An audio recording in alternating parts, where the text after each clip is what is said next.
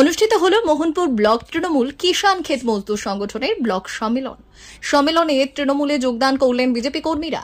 রবিবার মোহনপুর পঞ্চায়েত সমিতির বোধন হলে হয়েছে সম্মেলন। উপস্থিত ছিলেন মন্ত্রী শ্রীকান্ত মাহাতো এবং মোহনপুর ব্লকের ১০৭টি বুথের একজন করে কিষাণ ক্ষেত মজদুরের আহ্বায়ক। এছাড়াও ৫টি অঞ্চল ও ব্লকের কিষাণ ক্ষেত মজদুর তৃণমূল কংগ্রেসের পদাধিকারীরাও উপস্থিত ছিলেন ব্লক সম্মেলনে।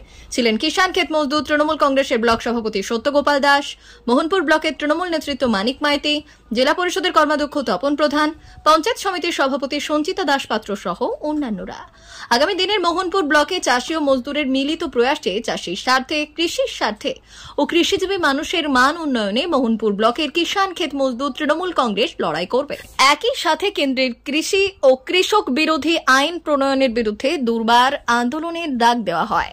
এদিনের সম্মেলনে মোহনপুর ব্লকের প্রায় ১০ জন বিজেপি কর্মী ও নেতৃত্ব তৃণমূলে যোগদান করলেন। মন্ত্রী তাদের হাতে পতাকা তুলে দেন। আন্দোলন সফল হলো, আজকে সম্মেলন সফল হলো, যারা যোগ দিল সফল হলো। আর কি নাম জানো আমরা?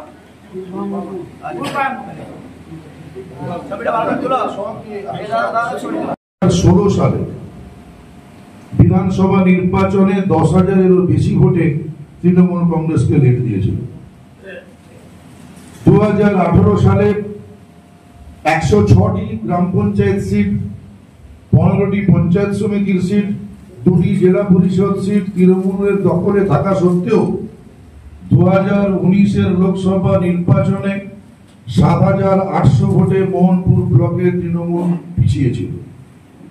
তারপরে মোহনপুর ব্লকে শুরু হয়েছিল বিজেপির তাণ্ডব। তৃণমূল কংগ্রেসের কোন বুথ স্তরের নেতৃত্ব ঘর থেকে বেরোতে পারেননি। মোহনপুরের রাজপথ থেকে অলিতে গলিতে দাপিয়ে বেরিয়েছিল গুন্ডা বাহিনী।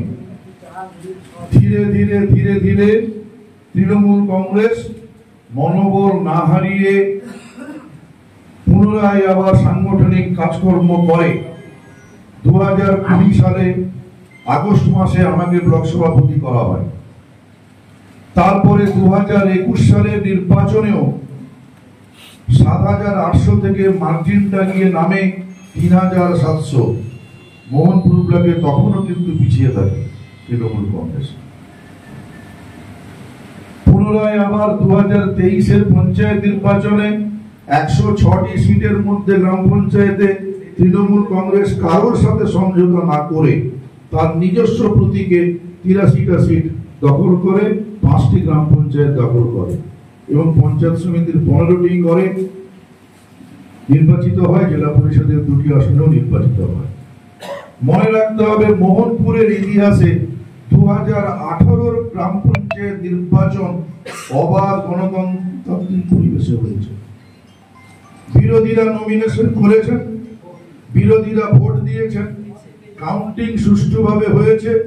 আমাদের ফল এখানে বহু ব্লকে 100% সিট পেয়েছে, কিন্তু তৃণমূল কংগ্রেস এখানে 100% সিট নেই। এখানে 23টা সিট বিজেপি এবং নির্দল মিলে রয়েছে। 2024-এ এই তৃণমূল কংগ্রেসের একটি গোষ্ঠী আমাদের সঙ্গে অসহযোগিতা করেছিল। তাদের টার্গেট ছিল মোহনপুরে তৃণমূল কংগ্রেসকে। শেখ সাদেক আলী, আমার দোকান নেম হচ্ছে ফারহান ইলেকট্রনিক্স। আমার এখানে একটা অফার চলছে লাকি কুপনের মাধ্যমে।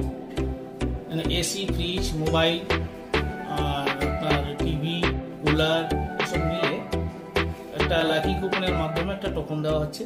সেটাই যা বেড়াচ্ছে কুপন সেটা দেওয়া হচ্ছে। তার মধ্যে লাকি যে কাস্টমার থাকবে ওনার জন্য 1 গ্রাম গোল্ড আছে, তার সাথে সাথে সাইকেল আছে, মিক্সি ব্লেন্ডার আছে, আয়রন আছে, ইন্ডাকশান আছে, আপনার হেয়ার ড্রাই আছে, ফ্রাই প্যান আছে, এসব সব রকম মানে কুপনের মাধ্যমে আছে।